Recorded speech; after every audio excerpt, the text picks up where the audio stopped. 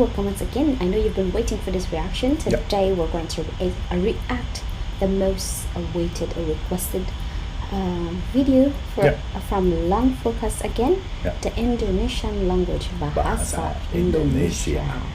Alright, let's get started. Without further ado, that's surely in Indonesia. Food, of course. Food's always good. Hello everyone, welcome to the Lang Focus channel, and my name is Paul. Today's topic is the Indonesian language, or Bahasa Indonesia as it's called in Indonesian. Indonesian is closely connected with Malay, so if you haven't seen my video on the Malay language yet, I recommend that you watch that first before you watch this video. Indonesian is based on Malay, though it has evolved and taken on some uniquely Indonesian features. There are about 43 million native speakers of Indonesian and about 155 million second language speakers of Indonesian, mainly in Indonesia, where it's the national language and the sole official language. Let's go on. Why does Indonesian have so many more second language speakers than native speakers? Well, there are hundreds of languages spoken in Indonesia, and Indonesian functions as a lingua franca between speakers of different languages. It's the language of education and of media, and these... It's like in Philippines, you know, you have many different languages, and Tagalog is the main language. These days, everybody learns Indonesian, but most Indonesians still speak a different regional language as their native language, plus Indonesian, the national language. How was the Indonesian language born? Indonesian is based on the Malay language, which has been a lingua franca of trade and of the elite throughout the Malay archipelago for centuries. The story of Indonesian begins during the colonial period. In the early 17th century, the VOC, or the Dutch East India Company, established a trading post at Batavia, the site of present-day Jakarta, and over the following 3 centuries expanded into other areas of present-day Indonesia. The Dutch East India Company made Malay the administrative language of its trading outpost.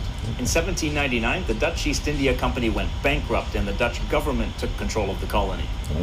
In the late 18th century, the British East India Company had also arrived in the archipelago. And in 1824, a treaty between the British and the Dutch divided the area between the British to the north and the Dutch to the south. In the Dutch colony, the promotion of the Dutch language and education in Dutch began, but only to a limited extent, mostly for the elite. Compared to other colonial powers, the Dutch were not really interested in changing the culture of the colonized people. Their main goal was to facilitate trade. Therefore, since Malay was already a lingua franca that could facilitate trade, there was no reason for them to introduce Dutch as a lingua franca. The Dutch promoted Malay as the language of education, recognizing Riau Malay, the classical Malay spoken in the Malacca and Johor Sultanates, as the standard language. This standard form of Malay continued to develop with the abundance of Malay literature in the 19th century, and in the 20th century, Malay linguists published dictionaries and grammars to further standardize and modernize the language. The Dutch language never became widespread in Indonesia. In fact, in 1940, only 2% of Indonesians spoke Dutch. But even though the role of the Dutch language was very limited, a large number of Dutch loanwords entered the Malay language in the areas under Dutch control. And this is one of the things that made the Indonesian variety of Malay different from other varieties. In the early 20th century, a pro-independence movement arose, and people throughout the Dutch colony began to see themselves as a single people, Indonesians. The term Indonesia was a new term for the archipelago, created by European ethnologists, but adopted by nationalists in the Dutch colony. At the Youth Conference of 1928, young nationalists declared the Youth Pledge with 3 ideals: one motherland, one nation, and one language. The language they chose was the Indonesian variety of Malay, which they named Bahasa Indonesia. When Indonesia declared independence in 1945, Indonesian was declared the national language of the new country. But why Indonesian? At the time of independence, Indonesian was the native language of only 5% of the population, while Javanese was the native language of over 40% of the population. So why wasn't Javanese chosen to be the national language? Well, that would have shown favoritism to Indonesia's largest ethnic. Right, okay. So Javanese is the largest ethnic group in Indonesia then? Yeah, so it's the most populated island. It's the center of Indonesia with trade and whatever, because that's where the Dutch started Batavia stad, which so they have also became Jakarta. Batavia stad in Indonesia? No, that became Jakarta. Ah. So, but Batavia, I'll explain that. Batavia was the ship which landed in Indonesia. So here we have an outlet center that's called Batavia stad.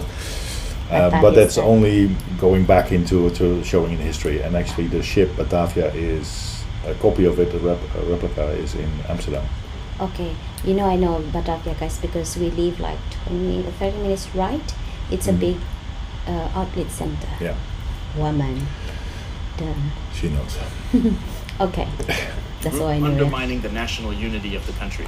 But Indonesian, previously known just as Malay, had been a lingua franca throughout the archipelago for centuries, so people in various regions of the country already knew some Malay. It was also a much simpler language than Javanese and could realistically be learned by millions of people as a second language. Indonesian turned out to be the right choice, successfully becoming the language of government, education, trade, and communication between people in different regions of the country. Right. Indonesian completely replaced the former colonial language Dutch as the language of public life, and that's something that's very rare in former colonies. Today, Indonesian is still the second language of most Indonesian people, but it's becoming increasingly more common as a native language, especially in the cities.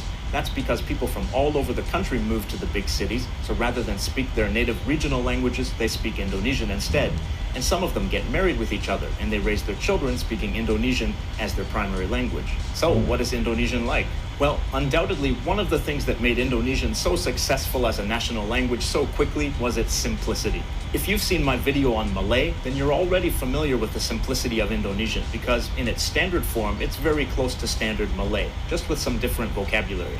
Here are some features of Indonesian. Indonesian has simple phonology and orthography. In general, one letter represents just one sound. Indonesian has simple SVO sentence structure. There are no case inflections in Indonesian. There's also no grammatical gender in Indonesian. There's no plural form in Indonesian. No. And explicit plurals are made by reduplication. Reduplication meaning that you repeat the word again. Yeah. And perhaps best of... That's why you see sometimes in the translation, orang means people, so it means orang means people as a singularity, but also a group of people. So you mean if instead you of say, saying house to houses is the plural, you don't say that, so it's like house. Yeah, that's the simplicity of Indonesian. I knew that because if you say one banana, it's one banana, but if you say bananas, it's banana. You just say the word twice and then you have plural. So I said, can I buy banana? Yeah. Really? Yeah, that's it. That's why the grammar of Indonesian is quite simplistic. No verb conjugation. No, so there's a verb and that's it. So on building the sentence, so if it's like are or is, like in English, that's verb. what. Verb. Yeah, the verb, but it's always the to be. Word. Yeah. Okay. So to be house. So then you know it's our houses. Wow. Okay. And that's why it's for Indonesian sometimes difficult to learn English because the grammar is so much more complicated. Because no verb conjugations. Let's look at a few Indonesian sentences and we'll identify some of those features. Mereka sedang memasak telur untuk sarapan. This sentence means they are cooking eggs for breakfast. Word for word, it's they now cook egg for breakfast. We can see that this sentence is SVO. As I said before, there are no verb conjugations. So how do we know that this action is happening now? Well, it's because of this word right here, sedang. This is an adverb that indicates that something is happening right now. You can change the tense of the verb by changing this adverb. Here's another sentence. Mereka sudah memasak telur untuk sarapan. After changing the word sedang to sudah, the sentence now means they cooked eggs for breakfast in the past tense. The adverb sudah means something like already and shows that an action has been completed. Okay. How about the future tense? Mereka akan memasak telur untuk sarapan. Here, akan is the future adverb. Another example. But still pretty Seperti similar saya, in English. dia sering berlibur ke Lombok. This means, like me, he often travels to Lombok. Word for word, it's like I, he often travel to Lombok. Another example. Apa kamu mau duduk? This means, do you want to sit? Apa is a yes or no question marker. So word for word, it's question, you want sit, but apa is often left out in speech. And notice that to express desire, you can just add mau right before another verb. The second verb doesn't change its form at all. Another example. Saya menulis surat untuk teman saya. This means I write letters for my friend. Word for word, it's I write letter for friend I. Notice that the word for letters, surat, is the same as the singular form. Also notice that possession is shown by placing a personal pronoun right after a noun. Teman saya, literally friend I, means my friend. This makes it quite easy to form possessives. Another example. Saya tidak suka makan kacang. This means I don't like eating peanuts. Word for word, it's I no like eat peanut. So we negate a sentence by adding tidak before the verb. And notice that, similar to the word mau, which means want, we can express like by placing the word suka right before another verb. Kacang sudah dimakan. This means the peanuts have already been eaten. Word by word, it's peanuts already be eaten. The verb dimakan is a passive. Let's take a look at some of the verbs from the above sentences. You can see that these Indonesian verbs have two parts, a root in black and an affix in red. Indonesian has many such affixes that are added to roots to make verbs and nouns. One example, the root Tulis, meaning to write. We have menulis, to write, ditulis, to be written, tertulis, to be written, tulisan, something that's written, menuliskan, to write something down, penulis, a writer, penulisan, the process of writing, bertuliskan, to have, written on it, bertulisan. with the writing or words. You can see more examples of such. So if if this is what I understand, Mm. so for them, to have the like plural or past or perfect, they have from the original root word, they just add the affixes, or just to have. It's like it's done or it's still going, or they're on the process. It's like also the personal thing, like in Spanish, estoy and tienes, from that they don't put the person, but they because of the verb, but they have a root. Tulis is writing, and then there's different versions of it. So you put something in front and in the back, and it's if you look at this, you can also replace it with a different root word or root verb. Okay, I think you are awake, honey, because this is very simple. Okay, carry on. All right. Anyway, everyone Yeah. has different You're understanding, the but teacher. actually, to be honest, hearing all of this is pretty really simple. If you learned affixes, the root words, it's in English grammar. It's completely complicated with this. Try Dutch. Same thing. All right. Even worse. Affixes in my video on Malay, which functions in the same way. Affixes are the most challenging part of learning Indonesian, at least for a lot of learners, but you can make use of that feature of the roots and affixes to help you learn new words through their connections with other words. Standard Indonesian really is a simple language compared to other languages, but that's Standard Indonesian, which is That's normally standard. used as the written language and in formal contexts. The way Indonesian is spoken in daily life is often fairly different from Standard Indonesian. Different varieties of colloquial Indonesian are spoken around the country, and they're influenced by the local native language in that area. These different varieties of Indonesian are referred to as Bahasa Gaul. The Bahasa Gaul of Jakarta is influenced by Betawi, the Malay Creole language that's native to Jakarta, as well as by Javanese and Sundanese, since people from all over Indonesia moved to Jakarta. Let's look at the Bahasa Gaul of Jakarta and see how it differs from Standard Indonesian. Here's a sentence we looked at before. Mereka sedang memasak telur untuk sarapan. Now in Bahasa Gaul, Mereka lagi masak telur buat sarapan. the first difference we see is that the word sedang, which indicates present tense, is lagi in Bahasa Gaul. Lagi is also used in Standard Indonesian to mean again or still, but it's not used as a present tense marker like this. Another difference is that the verb memasak is used in its root form masak without the prefix. Then we have a sound difference in the word telur, which becomes like telur, and then untuk becomes buat, which can be used in Standard Indonesian, but the meaning is more like in order to. In Bahasa Gaul, you can use it to simply mean for. Mereka sudah memasak telur untuk sarapan. Now in Bahasa Gaul, Mereka udah masak telur buat sarapan. here notice that the word sudah is reduced to udah. Mereka akan memasak telur untuk sarapan. Now in Bahasa Gaul, Mereka bakal masak telur buat sarapan. and here notice that the future marker akan becomes bakal.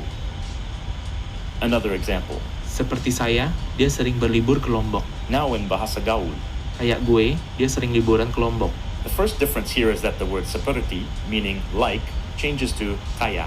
Then notice that saya becomes gue, which is a loan word from Betawi, and berlibur becomes liburan. The root is the same, but the affixes are different. Apa kamu mau duduk? In this example, we'll see two variations of Bahasa Gaul. The first variation is a simple, casual sentence. Kamu mau duduk gak?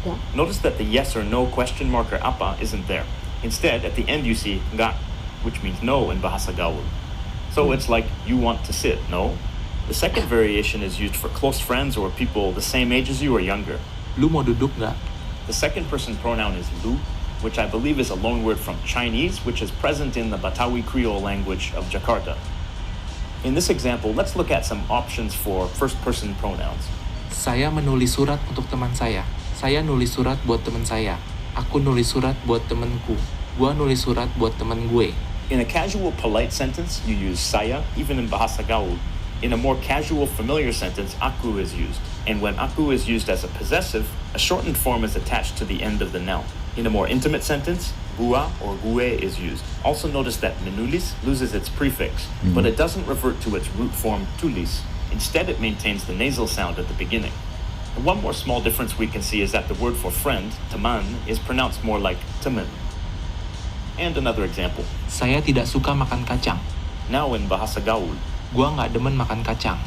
Again, here we see the pronoun gua, and we see that the negative tidak becomes nga, which is related to the word ga, which we saw before. And in Bahasa Gaul, suka sometimes becomes demen. And one last example. Kacang sudah dimakan. Now in Bahasa Gaul. Kacang udah dimakan. Here the only difference is that sudah becomes udah, as we saw before.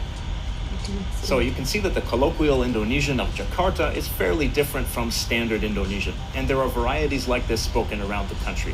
The influence of the other languages of Indonesia on colloquial Indonesian is one of the things that sets the language apart from other varieties of Malay.